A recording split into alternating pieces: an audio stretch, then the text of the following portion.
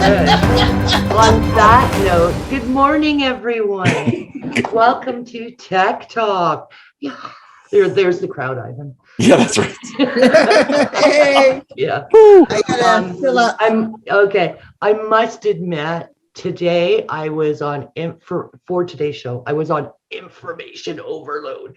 It's like, oh, I gotta show this. Oh, and I went, wow, that's more than an hour without video. Okay, calm down, Kathryn. Because today we're going to be talking about the Consumer Electronics Show in Vegas. Happens every year. They they closed last year actually because they weren't ready to do it virtually. And this year it had more virtual, but it was reopened to the public. Very minimal people showing up this year. I think they said they only had about 40,000, which usually is like they're well over 700,000 over the 3 days, right? Because it was the 5th to the 7th this year, 5th to 8th, sorry. So yeah, it was like, oh, okay, that's a big difference, right? But they had 11 indoor and outdoor areas that they had stuff. So they say they had, let me get this, 1,800 booths total, right? Can you imagine? I was like, could I have another week, please? Right? And some of these are just amazing. Okay, now I'm not going to show you all of this, but I want to give you a little peep into some of the stuff to expect, because I could not get everything on there and I would really have loved to. Okay, where'd it go? Okay, you're seeing my lady in the yellow blazer? Mm-hmm. Excellent. It's good when it works, you know? Yeah. Oh, I know what I didn't do. Screen share, where are you? I forgot the sound. There we go. Doesn't always stay in Vegas, especially when you unleash Nine's tech guru Trevor Long with a camera in his happy place. And he has truly found something for everyone. Sound good, guys? A little quiet. Every year, Las Vegas plays host to the biggest and most influential. Whoop, let me just.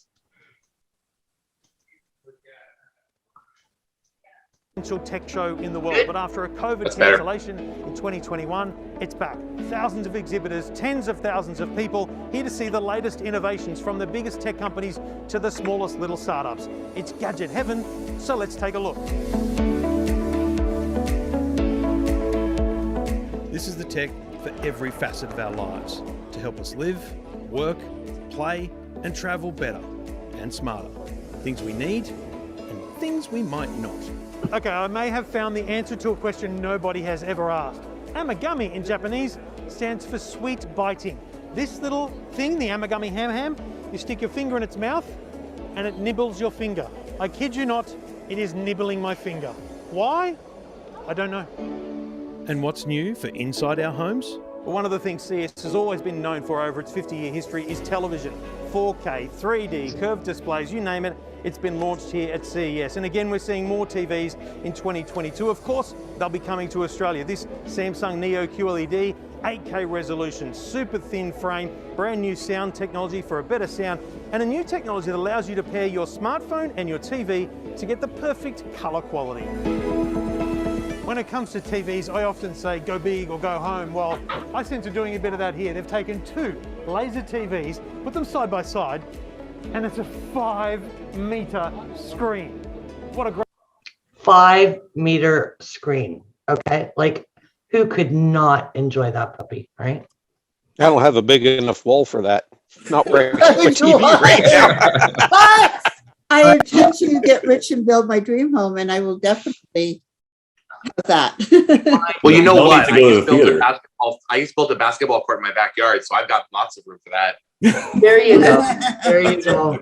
Well, there's one that they've got a projector that is remote that works off of your phone. Ooh. and we'll do up to 100 feet. So like if you're camping or anything like that, right? So Yeah, awesome. it's just amazing. All right, the things that they've got in there, and some of it is really useless, like that little, Amagati, right?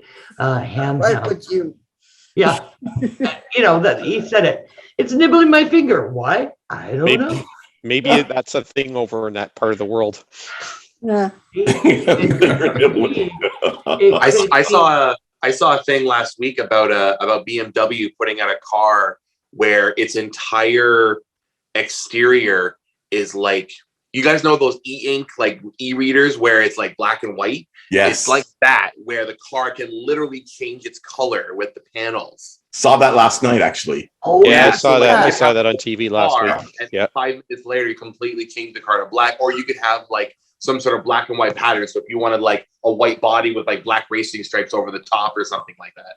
Wow. But it For a did black different vehicle. colors like Used red to and be able blue to and do that on everything. Knight Rider, if I remember correctly. Yeah, that's probably what I'm inspired by with Knight Hey! Rider. You dated yourself, Maggie.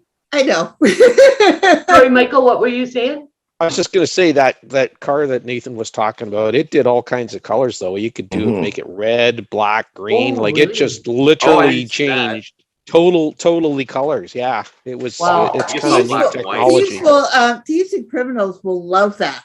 Yeah. Oh, that's- absolutely. Car changes color. No, we're looking for a blue. Could you color. imagine? Yeah. I'm thinking you steal the car, you stole a black car, but now you're driving a purple one or a red one. And James Or you Bond Just thought he rob was a bank cool when and he get had away the in a black car, flipping and you license change plate. to red. Yeah. Oh yeah, yeah. He used to change that. Yeah. Did So anybody now you can change the color and flip the license plate. Heaven. I want it. No, perfect getaway car. I'm gonna have a life of crime. I'm going- Remember, guys, this is being taped, so don't give our secrets away, okay? I was excited about the caddy I was showing Ivan, right? I posted it on our This Great City Facebook group. This caddy is convertible, and so from the base of the windshield, it pivots up, and it opens. The doors open up like a suicide idea, but to give you lots of room, and it looked like a curved love seat inside. And the dash was matching. It was like, whoa. I didn't even see the one that Nathan, I'll have to look that up the way he's talking.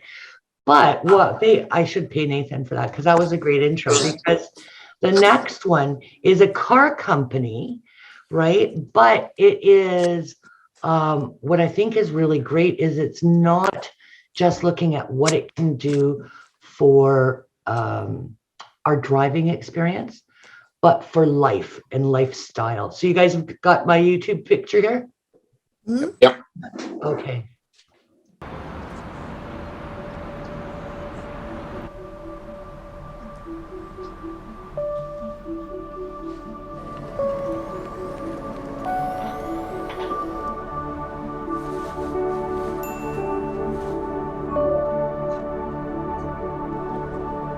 Get that phone. Come on.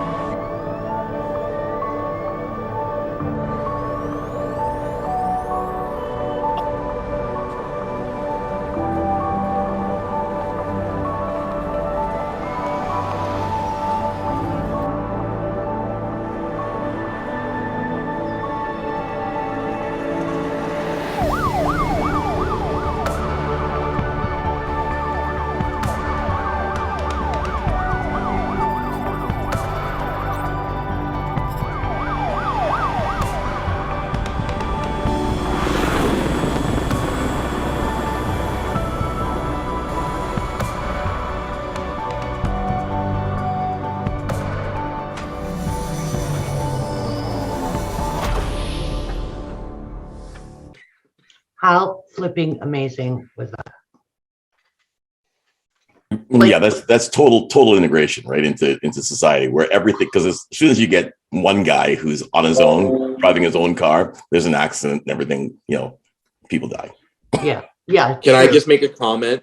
Yeah. That older lady walked into one of those autonomous pod thingies. Yeah. And it was parked right alongside a balcony that was probably several stories up. So all it takes is one bad program for that balcony just to. Yeah, I could see the movie. Okay, now. they're conceptual, Nathan. I think autonomous driving is a great thing. I just thought that was an interesting. For me, that's just the way my brain was looking at that, and I saw it as okay. That's a great place for a lady to get offed. It's when iRobot meets Chucky. Yeah. Welcome aboard, Thomas. I've been sitting back just watching. Hey, Yeah. I'll throw in my quips. Oh, you're funny. You're funny. Yeah, Yeah, I I thought know. a clear phone was a good idea, though. Yes. Yeah, I love the phone, right? I don't. You won't be able to see that in direct sunlight. Oh. Wow, Nathan. You think if they can make but you would think if they can make a phone clear. They can make transition lenses. They can make transition screens. Oh. It probably. I'd rather have AR glasses on my face. Yeah. Well, maybe our sunglasses will be able to do that for us. I'm more fan of the whole wrist thing where it just pops up off your hand and it just has like a 3D dimensional. You have like the wrist, kind of like the Star Trek and the Star Trek kind of stuff where it's on your wrist and it just pops up and you can do all that. Oh, yeah. I don't know. The glasses has just never been something that I always thought it was a little much because you'd walk into a pole every 5 feet. There's just no way. Depth perception would be totally thrown off. Yeah, I can imagine. It's so different than the heads-up displays they have in cars now. That's right. Yeah, the heads-up display is kind of like what I was, that basically on like a wrist kind of thing, right? Where you have like even on like a watch or whatever, it just projects up and you have your heads up. At least that way it can eventually go away. Do you guys realize how old? You'd want the images to be mostly like sort of like in the corner of your vision instead of like right in front of your face. Do you realize how old heads-up display is, though, guys? This is new technology. It was around, my wife's 93 Bonneville had heads-up display. Oh yeah, no, GM had it out. No, GM 3 years ago. Years and years and years. They took it away and they brought it back. They tried implementing it periodically. They even had it in late 90s, early 2000s as well. They took it away and they brought it back now. So why were we just not grabbing the concept? Or I think cost was we weren't ready for it. Like the 93 Bonneville was nice because it projected the speed up there. You had your high beam, low beam, your fuel. I think maybe even engine temp, and it was all just there was a little hump on the dash and it was actually projected onto the windshield, and you could adjust it so that for different heights. So if you were a shorter person or a taller person, so it would shine at the right angle. And it's really, really old technology, and they're selling this as like some new thing. Like I was a 93 Bonneville, so this is 29 years ago. VR is like that too. Almost 30 years ago, right? Like this isn't new anymore. What's that? VR is like that too. I mean, in 1996, they had the Virtual Boy, right? And Nintendo sold that thing for 2 years, scrapped the whole thing because it wasn't doing well. And now all of a sudden you got the Oculus headsets. You've got oh my gosh, what's the other company? There's Oculus, and then there's the HTC Vives, right? Like those are, and then PlayStation has its own headset, has its own VR headset. I think it's just a matter of when you being able to use that medium in the way that people want to use it. So I think to me it's like that kind of thing where I think Mike kind of mentioned it. People weren't ready for heads-up displays probably in the 80s or 90s, but now it's come to such a development level, and people are more interested in it. It's also a cost thing too, right? Because I mean, the tech in order to build it probably wasn't as readily available, so it became a cost thing where, okay, sure, it's an optional feature, but then how many people are going to buy that optional feature, right? When it's, $5,000 kind of thing. I mean, look at all-wheel drive too. Now all-wheel drive has become no more than on average about a $1,500 option. Go back even 5 years ago, it was at closer to the $5,000 mark for an all-wheel drive option. So technology's gone there. It's become more widespread. It's become so. I think that's what it is too. Because when you're going to pay $5,000 for just a little display that shows up on the same information, you can just tilt your head 2 inches for, might not be something that everyone's going for. But now where you can almost make it more mainstream and it becomes more of a luxury feature as opposed to even just an option. then it Yeah, but probably, people I don't people think have it's to be in luxury. the right, but people have to be in the mindset too. And Nathan's right on that. It's part of its mindset, because if people aren't ready for technology, it's not going to get adopted. And then, like with the cost thing, like Thomas said, yeah, you know what? 20 years ago, all-wheel drive, people said, well, oh, that's great. You got to buy a big SUV. Why can't you get it in a car? Well, guess what? Now you can. You can buy Audis, GMs, Fords. They all have at least one or two cars that have that all-wheel drive Hyundai. functionality in them now. Yeah, yeah. I mean, the first ones who really did it well was the Subaru people, right? That's why GM, I think, bought them for a while just so they could steal all the technology and put it into their vehicles, and then they Still sold them didn't off help. 5 years Oh, later. sorry. So, Yeah. but it's people have to be ready for some of it. Sometimes, like, it's too futuristic. Like this lady, the thing that I got out of that whole video was, it's mindless now. Like, you just tell things to do something. You just stand there and, like, this comes here, this comes there. I mean, imagine what that's going to do for people and their health. You don't get up and do anything anymore. We're going to have a bunch of obese people sitting around saying, bring me my cane, bring me my food, cook my dinner, and all these things are going to be able to Wasn't that do a thing that. in the iRobot movie where everybody was like 50 pounds overweight and was scooted around on these like hover platforms or something like that? Yeah. well, everyone had a robot assistant. This was meant for inclusiveness, though, Michael, right? No, Like, I know. I get it. I get what they're trying to do. but everything Also, good can be turned bad. You're right. Yeah. I do have a question though. I mean, Yeah. think about this.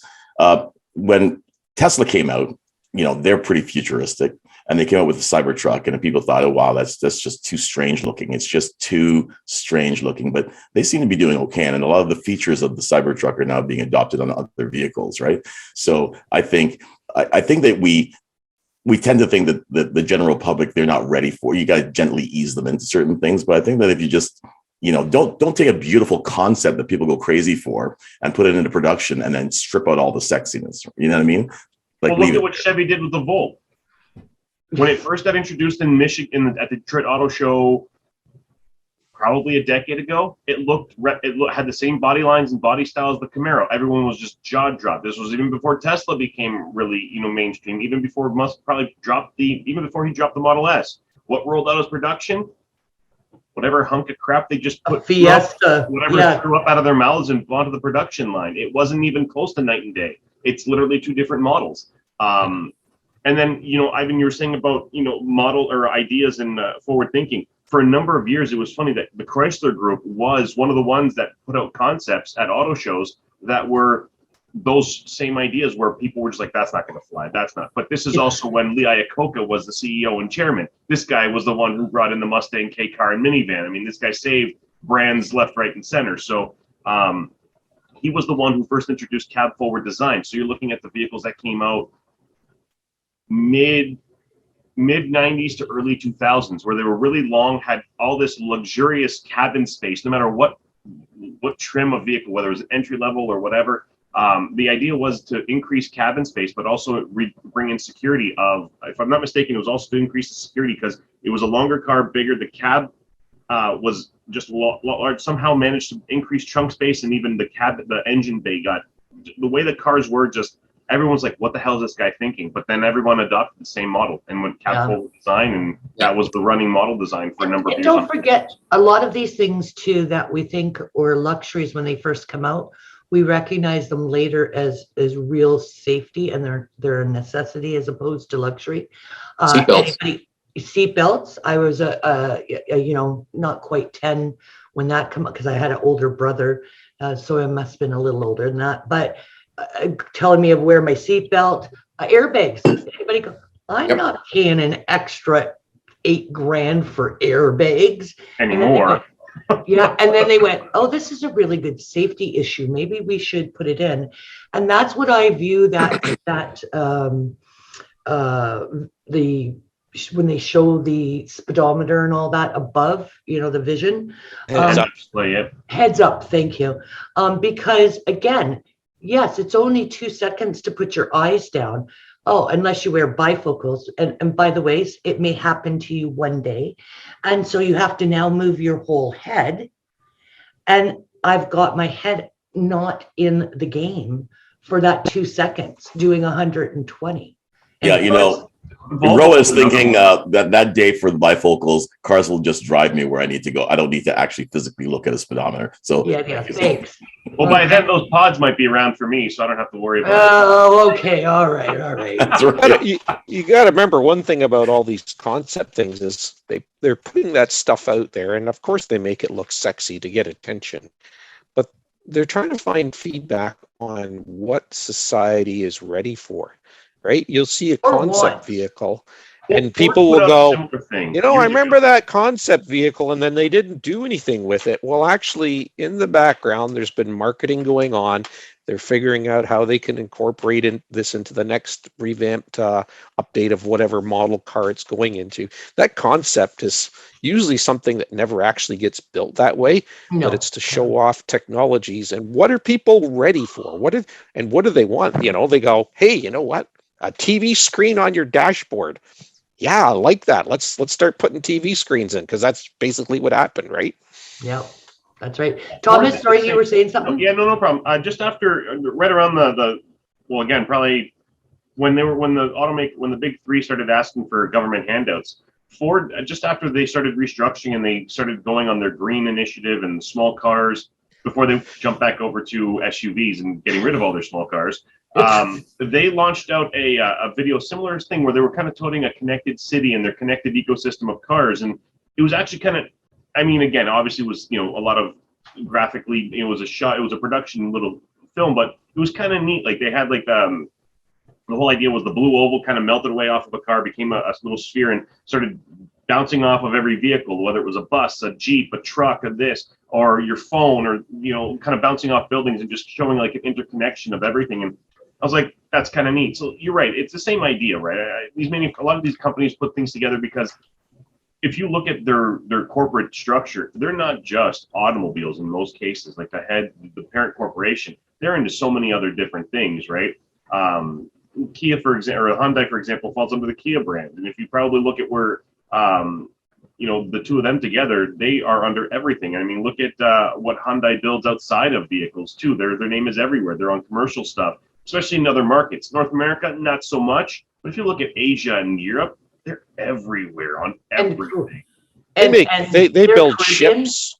Well, They have Mitsubishi steel too is a great mills, one. They do all air that, conditioning units too. Even Hyundai, I think, does the same thing. They do home residential air conditioning commercial. So they're everywhere. So throwing out these videos of, future tech and interconnection and connected cities and all this isn't a far thing, because I'm sure they have subsidiaries under, how many layers of some kind of other stuff that is probably already building up some of these situations. So it's neat to watch and what they're actually putting out there. So. Yeah, very true, very true. And here's one thing I must admit, and somebody does listen to us. How many of us have Fitbits or whatever brand of some sort of tech that we wear on our hands up? Cool. Yeah, exactly. Whether it be to stay connected with your Google or your steps or whatever.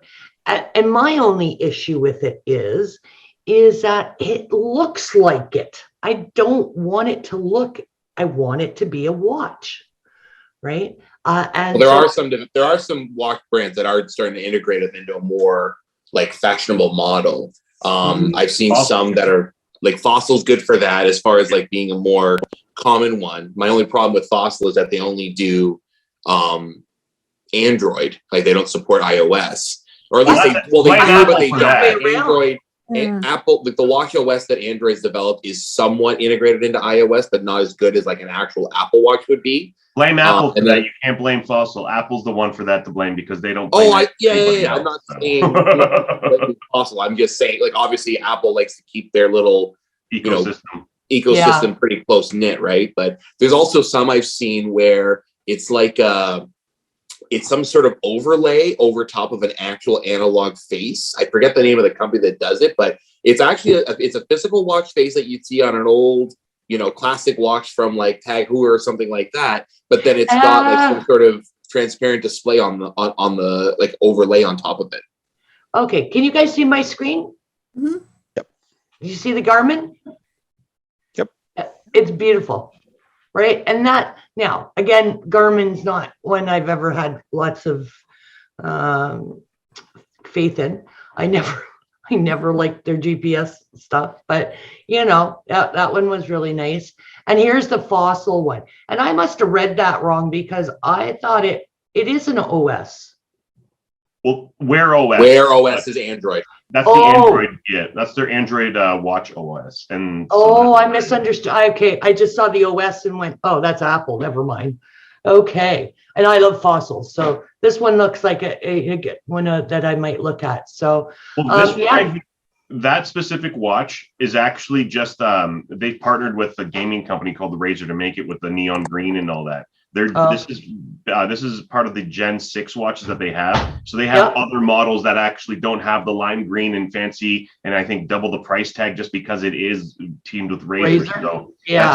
So I mean, if you jump on the site and go right onto you have a non-Razer Gen 6 smartwatches available that are, like I said, I think it's about half the price, or there's a big difference between the cost of the Razer one and their regular Gen 6 watch. Oh, that's good, because they're expecting this one to be around $450 in Australia, and our prices are about the same, right? Just maybe slightly higher, so you could say 500 here for that. But there were some like really, really nice ones. Although I don't want a plastic bloody watch band, right? I want a real watch band, but these looked really, really nice, and it's like finally, those kinds of things, right? So that was great to see. Again, it's just I like to wear a watch because I grew up in that generation, and I was in healthcare. We bought a watch for our daughter, that 28-year-old, when she graduated from nursing school, and she looked at me. She goes, "It's really nice, Mom, but what do you want me to do with it?" I went, "You're a nurse. You take pulses, right?" And she looked at me like I had grown a horn out of my head, right? Everything's electronic. Okay, but come on now. What if you do not have a monitor beside you? She goes, "There's clocks in every room, and I have my cell phone," because they don't even use reference material that I'm used to having to go to a hard copy, right? They don't do that. They Google it and go, "Hey, Google, what's this drug?" And I go, "Oh, okay, fine." So we gave her money to go to Europe, but I'm that generation that likes watches. And so I want to wear a watch. Yeah, I wear, I don't have my watch or bracelets on or my rings on right now, so I'm at home, but my watch belonged to my late father. He died in 2011. I've been wearing it ever since. I just had it, put a new battery in, but it's an older watch. I think it was bought in around the 80s or so. Yeah. Basic watch, but it's got a nice big watch face. It's in my drawer. I'd show you, but okay. But before that, I always went for watches that were more like jewelry. I had one at one time with pink stone. So they were more like a bracelet, or I had ones that were, with leopard bands. And Well, that's different now. They were cheap watches. Fashion. All my different outfits, Yeah, exactly. I saw a person that would have been my daughter's age, like Gen X or E, sorry. And I said to her, "Oh, what time is it?" And she goes, "Oh, I don't know. This is just jewelry. The watch didn't work." Yeah. She just liked the look of it. Yeah. It was like a bracelet. Yeah. I had dolphins on it one time. Asked my daughter, and she goes, "Yeah, it's just an accessory." Okay, then. Most of my running mates in running, they would have their big watch with a million buttons and a million settings, right? So it'd start beeping every 5 seconds to different things, and they'd figure it out. And it's probably the same in Hamilton and everywhere else, where every other person is a programmer. So I'd picture them taking their watch and plugging in a full keyboard, the size of what we're talking on right now, and they'd type in C++ and they'd reprogram their hardware. Their software on the thing, right? And but no, they like a few of my buddies do that, and they do that to their car as well. But I don't need anything on my wrist. Like I know my pacing, like I don't need it for times and stuff like that, or how to, I don't record every meter and stuff like that. So I don't wear a regular watch or a, a Garmin, GPS type style thing there either. Yeah. Some people like that stuff for motivation though. I think that's one of the things, like people that like to see their, like, especially in running, like people are big on their pace, right? So if they want to see their pace improve, they might see that it takes them, I don't know, 12 minutes to run a mile, when they first start, but then over 6-7 months, maybe they can get that down to 9 minutes or 8 minutes or something like that. So I think for some people it's motivating, but it sounds like for you, Philip, you don't really need that kind of motivation, but sounds like most 40 years.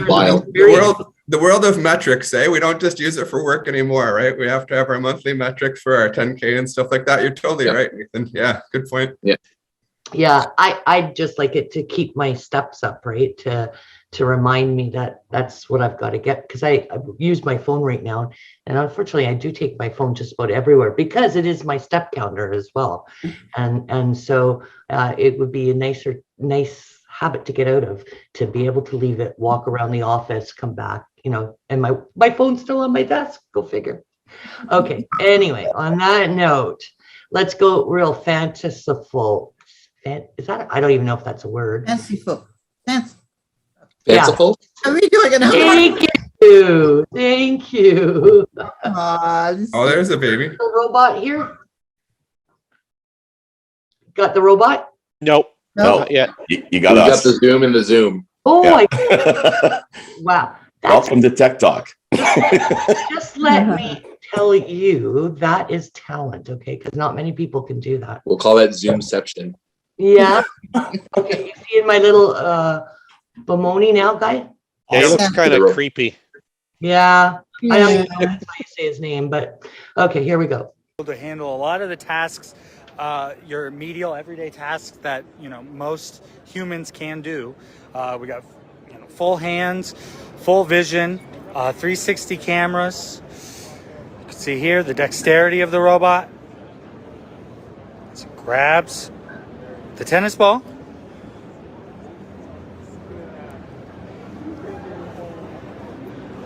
As you can see, it pinches the tennis ball nicely, and it's going to exchange it from one hand to another. Again, if you're interested in our robot, check out beyondme.com or beyondme.ai. You can sign up for information from us to find out more about production and get more information on pre-orders. As you can see, the robot is very functional. As we pass the ball from one side to another. Oh. Well, eventually we will make him juggle, but one ball at a time. One ball at a time. Oh, fumble. So back there is our my coworker Jake. He is running the robot right now using virtual reality gloves. So that's what I thought was, after all that, it was like, it's not an independent. Yeah. Being run by VR, like, so what's the fun in that? And there's a wire leading up to the robot too. There's a wire. What, you can have a wire everywhere you could plugged in. I didn't see that robot run after that ball and pick it up either. No, exactly. Right. That's for you. Yeah. And I'm thinking, we need C3PO. Yeah, exactly. We need something a little more independent than that, right? Yeah, and R2 is very cute as well. From his head. Oh, sorry. Yeah. I was just pretty surprised on that. But okay, so here's the last video for you guys. It's just under a minute, and so we'll do that, and then we'll get some networking going on here. Alrighty, so last one, and Kathryn's going to get this right on the first shot. No? How's that? I think so. Good. Here we go. Change. You can resist it, be left behind, or embrace it and move forward. We're driving it everywhere. We emit optimism, not exhaust. We plug in our vehicles as naturally as we charge our phones. We don't judge cars by the rev of an engine, but by the hum of progress. We Our Generation E. United. Not by age, But by the desire for smart, clean, and safe. To also be fun, easy, and powerful. And our power comes from this. Ultium. A battery that charges fast. Runs long. It fits everyone. Because when it comes to this all-electric future, Nobody Will be left out. And that changes everything. GM. Go Who's ahead. that guy? He's an author. I can't remember his name. Malcolm Gladwell, born and Thank raised you. in Waterloo, Elmira, Ontario. Oh, that's right. Wow. He's from KW. Yeah. His dad was a physics prof at Waterloo here. So I saw him on Hot Ones once. So that's really exciting because as Ivan knows, that's my little thing is batteries. And I've been always looking at the new lithiums and the solid states as opposed to what we've been running, and just seeing that platform, it's obviously a solid state. But I don't know what Ultium is because that was one of those ones I found yesterday. So I'm quite looking forward to investigating that more. Right, Michael? Oh, go ahead. Oh, I was going to say I always look at YouTube. I'm the same way, Kathryn. I love learning how range is going to be extended by new battery technologies. Yeah. And there's a vehicle that's actually in production, not in production, sorry, as a I guess a concept that does over 100 kilometers on a charge. And I thought that's cool. Now, I mean, we're now in the range of competing with gas vehicles, right? 100 or 1,000? 1,000 kilometers on a That charge. sounds more like it. Yeah, that's 100. Okay, 1,000. Yeah. Yeah, I'm thinking, why are you excited about 100 kilometers? I don't go very far, Kathryn. No. I'm gonna You can post buy a Nissan Leaf. It'll almost do That's 100. right. I think it's supposed know. to do 150, right? The Leaf, 150 kilometers on a charge. Yeah. Supposed to Oh, be. they finally got it over 100 because it's You're- I think it's the lowest performer of all the ones you can buy out. I don't think the Leaf likes your tone there. Yeah, I know. I think I'm going to blow that one off. Yeah. Oh, I just found an article. Oh man. I just found an Links article about about Thomas. Ultium. oh, sorry. Sorry, I just did a quick Google on Ultium batteries, and one of the things it says here is that they figured out a way to. So I guess it's like it sounds like it's like modular battery packs. So like, I don't know. This is coming from a guy that knows very little about like EV batteries or anything like that. But I guess they've made this battery technology more scalable. So my guess is, depending on the size of the vehicle, it's a lot easier to integrate more or less battery packs into a vehicle. So almost like the way your floor tiles sort of connect with each other. But one of the things it says in here is that GM has essentially figured out how to fit its battery packs with Wi-Fi. It allows individual modules in the system to communicate through a wireless network instead of traditional cables. This reduces the amount of wiring needed in batteries that are assembled by up to 90%, which reduce weight, cost, and results in cleaner, easier to build batteries. So I guess it's somehow integrating it with the rest of the car technology in a more cost-effective way. So it seems like it's more exciting for the car manufacturer than it is for the consumer. I don't think it's really going to impact the consumer experience too. It's just going to make it more easy for them to roll out their EVs. Yeah, and the Wi-Fi does sound like it would be more efficient, but the modular is always what they've done, and that's the issue, right? Is that whole battery, they're all interconnected, and it just goes from one. It's like connecting all the wires together for these batteries. So I thought it was actually new content, right? Instead of going like with lithium, but that's maybe why the Ultium is Actually, Kathryn, it says here that this battery technology is going to come out possibly fall 2021 in the GM Hummer EV, Cadillac Lyric first half of 2022, and then there's a Silverado electric pickup coming out also. Wow. So they're putting it into their big SUVs. That's where they're going with it.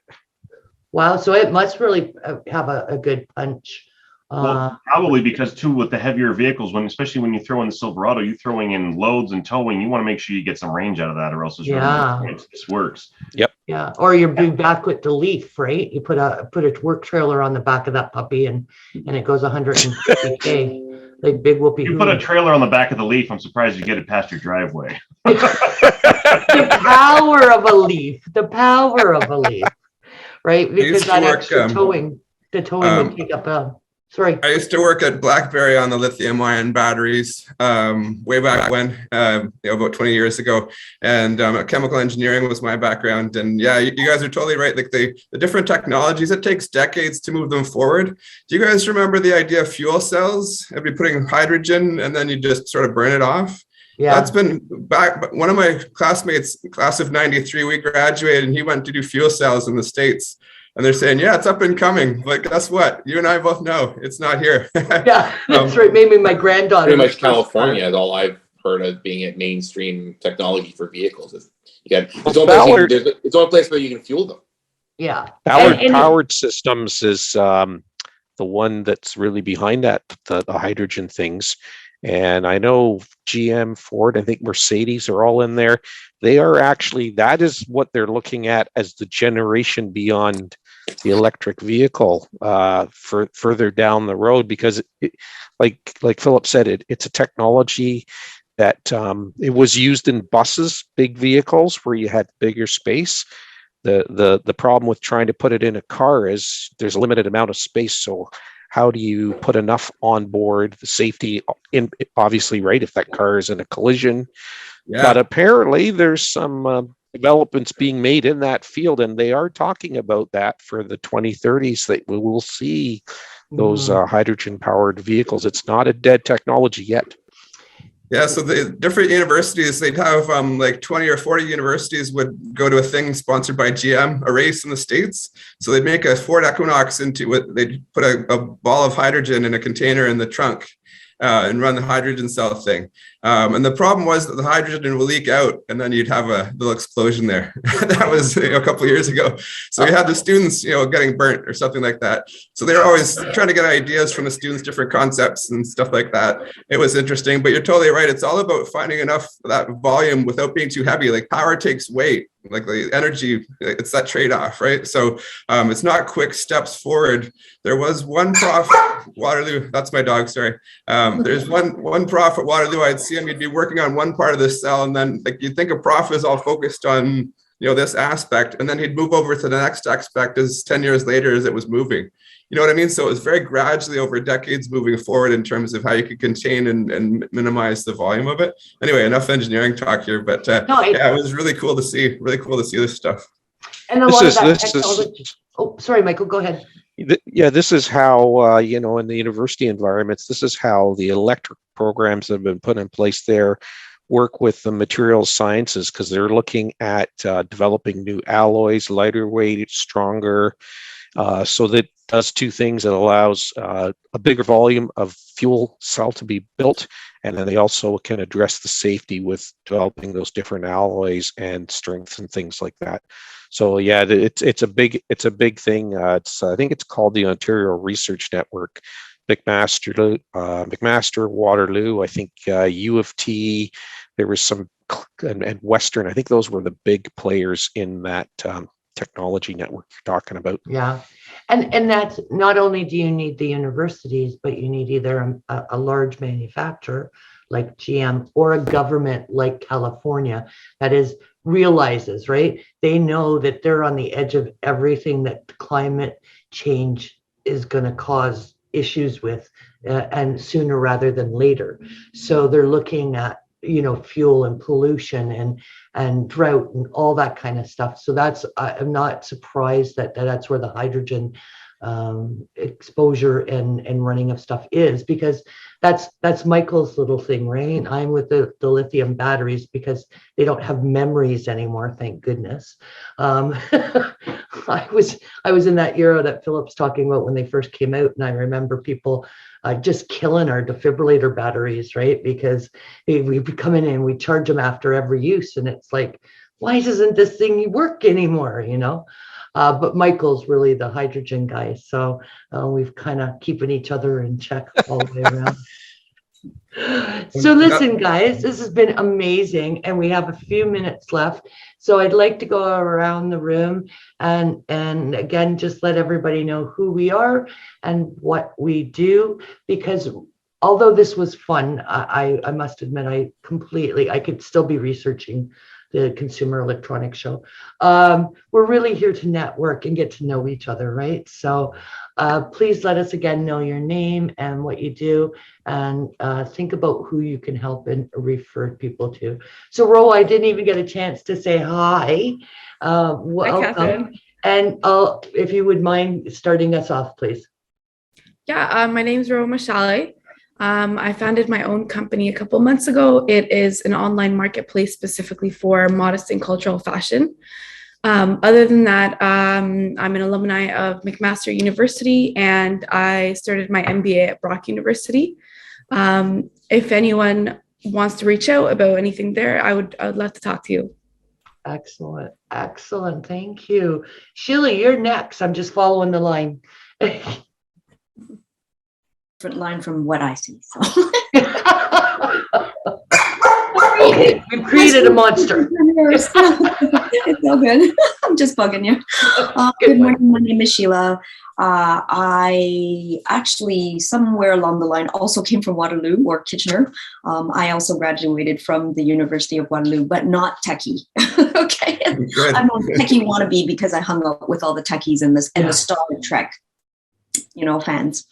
Yeah, I'm a shopping annuity advisor. I help people save money and also make money. So I help them realize that there's another way of being able to track the way that you actually make the expenses that you have on a day-to-day basis, weekly, monthly, yearly. So think of all the money that you've spent in the last 10 years.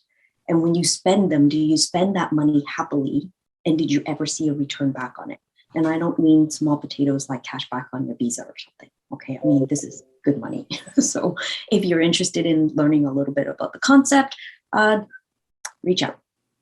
Excellent. And thank you for reminding me just before we go to Philip, please put your contact information in the chat. That's available, right, Ivan? Okay, great. Okay, thank you. So Philip. Oh, good morning, everyone. Yeah, you can call me Phil, of course. Phil, sorry. Yeah, right.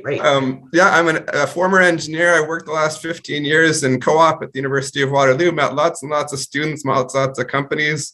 And now I'm looking to move into, I don't know if this is a bad word in the world here, but got to figure this out, recruiting. So tech recruiting. So, I know a lot of people, worked with a lot of different companies for different perspectives for work. And I'd be looking to, provide people to, technical staff to different people who are out there. And it's always good to learn more about what's actually going on in the real world rather than the academic world. And look forward to seeing you guys in the future. Yeah, it was great having you. Don't forget your information there. And you're right, it's a completely different world, isn't it? It's almost like a society within a society within a society, depending on what side of the campus you're on too. I have found for sure. Sam, are you able to talk out there? No? Okay, so Sam is usually at a job site. Thomas, you're next. Morning, everybody. Thomas from Greater Southwestern Group and the city leader of Windsor, Essex County. That's actually the first time that I remembered to actually put it. It wasn't just an afterthought. So that's actually kind of nice to float out. So we are I guess for the most part, one of the few geeks in the group. We provide IT, security, and business phone and unified communication services, small, medium-sized businesses. We are located in Windsor, but we can obviously service and provide products and services to Southwestern Ontario and most of Ontario. Not yet ready to branch out of the province. We'll see how that goes and when that happens. Phil, it's actually nice to come across a BlackBerry RIM alum. I spent 2.5 years there as a data network analyst. I'm sure you and I probably are feeling the nostalgia knowing that about 10 days ago, they cut the BlackBerry services. So you and I are probably feeling a little nostalgic there.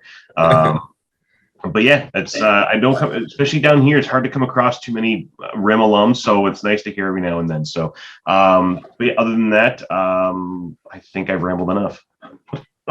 So. No problem. Thank you, Teresa. You available? Okay. I am. I just need to figure out my buttons. Sorry. Okay. All right. Glad I'm not the only one having that problem this morning. Yeah, no, for sure. And I got, some additional background cheering here. So my name is Teresa. I am owner and partner at my agency. We're a marketing company, and we do everything from design, social media, SEO, website design and development, and street teams. So anything that kind of fits underneath the marketing umbrella. And if you need anything related to marketing, please let me know. Excellent. Thank you. All right. And we're now on to Nathan. Okay. We can come back. Yeah, sorry. I'm on my iPad and I was looking at the chat. Well, and then you called on me to unmute myself. So sorry about that. All right. Leave it to a woman to do that. We do that. We will call on you on the most. Our timing is terrible around here, so don't worry about it. You know what? Okay, food in the mouth, drink in the mouth, anything. It's just how we do things. Keep everybody. Before I introduce myself, I will say I am the one person that literally 103% of the time, if I'm in a restaurant, not when we could go to restaurants, the server will always come over and say to me, "How's everything tasting?" And I'm always in the middle of a bite. It's literally every single time. So it's your karma. There we go. Combination of the two, maybe. Who knows? But anyway, thanks for hosting this, Kathryn. For those of you that don't know me, my name is Nathan Best. I'm a financial advisor out in Lancaster, Ontario, so just kind of on the outskirts of Hamilton. I like to think of myself as a personal trainer for your money. So everyone knows how a personal trainer works. They set a goal in place to help you achieve specific fitness goals, whether that be to run a marathon, get a six-pack, or run an Ironman. My goal is to kind of look at your specific financial goals and put a plan in place to help you get there. Everyone knows the basics: save and invest. I put more context around your goals to make sure you're actually able to achieve what you want to do. Traditionally, I work mostly with management professionals, business owners, that kind of thing. And that's sort of been my niche over the last couple of years. So if anyone's looking for an advisor or knows someone looking for an advisor in the Hamilton or surrounding area, I'm happy to connect. Excellent. Thank you. Maggie, member, 45 seconds. Okay. She knows our love. Yeah. Basically, I am a freelance writer. I can do I do content. Travel writing is my specialty, but I can write for almost any industry. I can do social media posts, blog posts, full articles, something for your newsletter or website. I write other things too, like scripts and novels and things. And I'm going to be branching into fashion design. It's still in the planning stages, but hopefully that'll be progressing in the next few days. But no matter what branch I go, what offshoots I go in, I will always be a writer, and I can help you out with any content needs. That's me in a nutshell. Amazing, woman. That's awesome. You were so concise. Let's frame that and send it to her. Michael. All right. So since we're all talking about our past today, my past is I was at McMaster University for 30 years as a scientific glassblower. And now I'm with Nelson Mellon Associates in Dundas, been there the last 7 years. And now I help people build and protect their wealth, life insurance, critical insurance, disability insurance, protect your income and your wealth, investments, including segregated funds, mutual funds to help you build your wealth. And on that note, it is RSP season. So if you haven't reviewed your RSP for a few years, let's get together and do that. Or maybe you haven't started to do that yet. So let's get you set up so that we can get your retirement dreams in place and help you achieve your financial goals. Michael Palme, Nelson Mellon Associates in beautiful Dundas, Ontario. Let's get together and talk about your financial future. Excellent. Excellent. Okay, and I'm going to introduce Miss. I'm going to let Ivan close us off so that he can do all the announcements that Kathryn didn't do like she was supposed to, because I was so excited. Anyway, hi, I'm Kathryn Davies. I am the city leader for Stony Creek, which is really part of Hamilton. So I'm Ivan's right hand. My other business is Life's Emergency Training. We are on-site and blended first aid, CPR, and AED training company, specializing with industrial, commercial professionals. But we've been helping everybody save lives since 2006. And Ivan, off to you. Well, most people I've met, I think I've met everybody here in person except for Philip, maybe. Oh, and Nathan. Yeah, but I could actually say I've met Michael in person. So that was nice. So I'm Ivan Sutton. I'm with This Great City. Of course, we are the business network here. And, it's really nice to see the network growing and expanding. It's really great to see that we are able to help small business people and entrepreneurs really connect and build relationships with other business people to strengthen their small business and to strengthen them as a business person, So that's what we do. We have a number of things that are going on. This is one of those events that we have, and this is every Thursday with Kathryn Davies, a mainstay, right? Because she's the one that shows us how technology is evolving and how our small businesses can maybe meet some of the challenges of technology in the future. There's a lot of things around, people being able to, to mentally, to wrap their heads around how their businesses should evolve to meet the demands of the future as technology changes. So that's kind of exciting. But then today, right after this, for our members, we have a training of the back end. So that is the member control panel. This is happening at, I think, 10:40 today. And it goes 11, Oh, is it 11? Okay. All right. So 11 o'clock. That gives me a good half an hour to grab a coffee. And so that's going to be a training. There are so many features, folks, if you are a member, that you can use to promote your business and to really, build out your profile on there that I hope that you will use. So definitely, including coupons, which it's one of the weird things. People don't use the coupons. I don't know why. It's such a great tool. Anyway, so join me and I'll show you how to do that. Then this afternoon, is it, Kathryn? We have the Women's Business Club, and that is at 12:30. Yeah, Rolla. I don't know if anybody got a hold of you. Check your emails. Yeah, Afnan messaged me earlier today about it, but I do have a couple of meetings at that time, so unfortunately I can't make it. But hopefully the next time. Awesome. Sure. Awesome. Exciting. Okay. So that's this afternoon. Then tomorrow, everyone knows that we have a platform that we are building out for our members to use. We have, we're doing a learning module. So members that are interested in creating content on the learning module, whether it's content that you're going to provide for free or content that you're going to charge for, I'm doing a training tomorrow at 9:30.